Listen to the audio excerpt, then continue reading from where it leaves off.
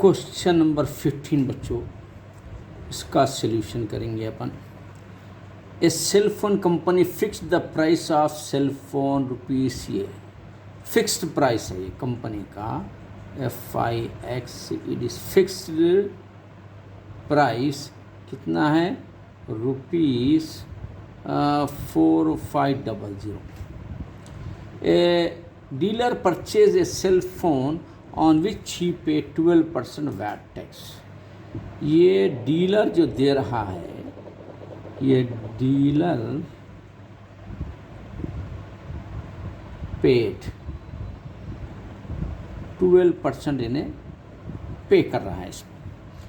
तो अब देखिए, अगर 100 रुपीज़ अगर है तो उसने इस पे 12 रुपीज़ पे का, तो 112 होगा इसका। इसका रेट क्या है, अगर फर्ज करिए इसका फिक्स्ड प्राइस 100,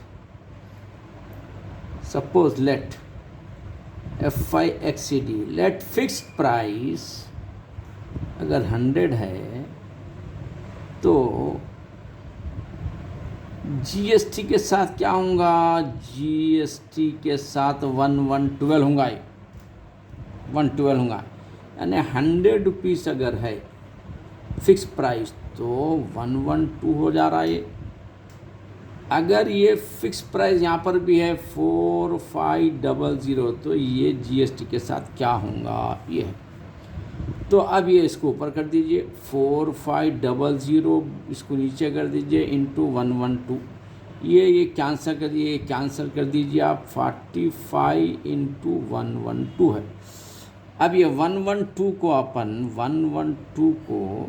45 से मल्टीप्लाई करो, 5 to the 10 का 0, carry 1, 5 on the 5, 1 6, 5 on the 5, 4 to the 8, 4 on the 4, 4 on the 4, 0, ये 8 14 का 4, कैरी 1, 5 1 6, 4 10 का 0, कैरी 1। यानी ये वैट टैक्स के साथ 50-40 हो रहा विथ GST। क्या है ये, विथ GST ₹5000, ये GST हो रहा है। और इसने क्या पूछा, देखिए इसमें, what is the purchase price, how much did dealer paid GST। अब GST कितना दिया, अब देखिए GST पेड, भाई ये GST के साथ है और ओरिजिनल क्या था 4500, तो इसके अंदर से 4500 निकाल दीजिए आप, 0 4 10 में से 5 गया तो 5 यहाँ रहता 4 0। तो GST जो पेड उन्होंने किए हैं 540 रुपीज़, ये इनका GST पेड करे हैं। GST के साथ 12% GST के साथ ये रुपीज़ दिए हैं। आपका आंसर ये है, विथ प्राइस विथ GST कितना हो रहा 50-40, और GST रुपीज़ कितने दिए नो 540। आंसर बच्चों, it is your answer. Now बच्चों, हम ये 16th क्वेश्चन कर रहे हैं, लास्ट क्वेश्चन है इसका। यहाँ पर देखिए, ये लास्ट क्वेश्चन है। A super bazaar price item rupees and paisa so that weight 4% sale tax है, 4% सेल टैक्स है। यानी इसका आइटम का अपन क्या करेंगे, ये solution, let the cost of item rupees X rupees है, समझ लीजिए उसकी कीमत, उसके बाद इन्हें 4% सेल टैक्स देना है। 4% सेल्स टैक्स बोले तो 4/100 इंटू X, इसका मतलब क्या होता है, ये 4x/100 हुआ। ये 4 पर टैक्स के साथ है, यानी एक्चुअल प्राइस क्या है, x है, टैक्स का इसके अंदर प्लेस कर दीजिए आप, ये टैक्स है। और इसके बाद क्या कर रहा है इसने, find the where n is the positive है, यानी एग्जैक्ट रिजल्ट क्या आ रहा है इसका, n रुपीस आ रहा, यानी इसका रिजल्ट क्या है, n आने वाला है इसका result as for the question, according to question लिखेंगे अपन ये, अकॉर्डिंग टू क्वेश्चन इसका रिजल्ट क्या है, n है, n equal to this thing.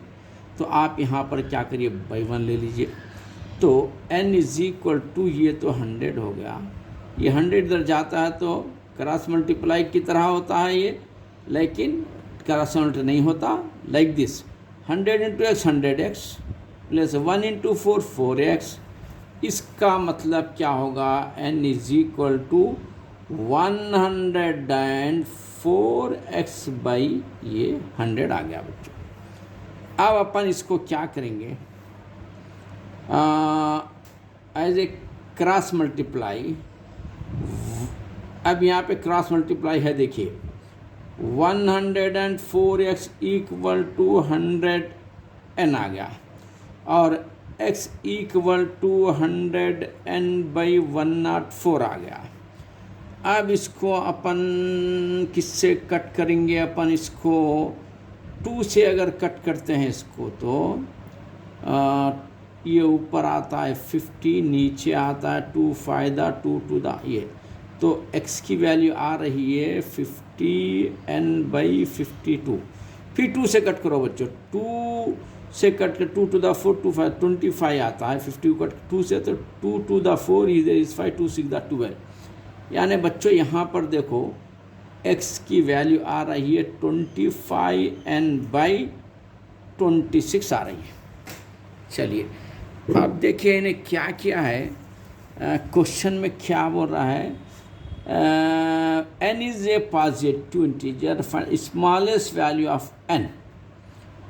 तो n की स्मॉलेस्ट वैल्यू क्या होंगी, अब जाने देखो यहाँ पर n की स्मॉलेस्ट वैल्यू, ऐसी वैल्यू होना स्मॉलेस्ट वैल्यू जो 26 को कट कर सके, ऐसी वैल्यू।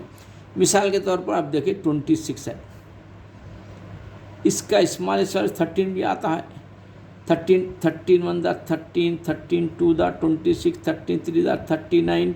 इस तरीके से ये 13 का स्मॉलेस्ट वैल्यू इसका बना सकते हैं अपन। तो हम क्या करेंगे, x इक्वल टू 25 इंटू 13, 26 का 13 स्मॉलेस्ट वैल्यू डिवाइडेड होती है, बना सकते हैं अपन ये 26 से, ये 13 टू द 26 होगा बच्चों।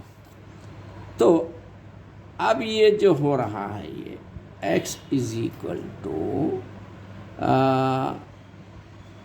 25/2।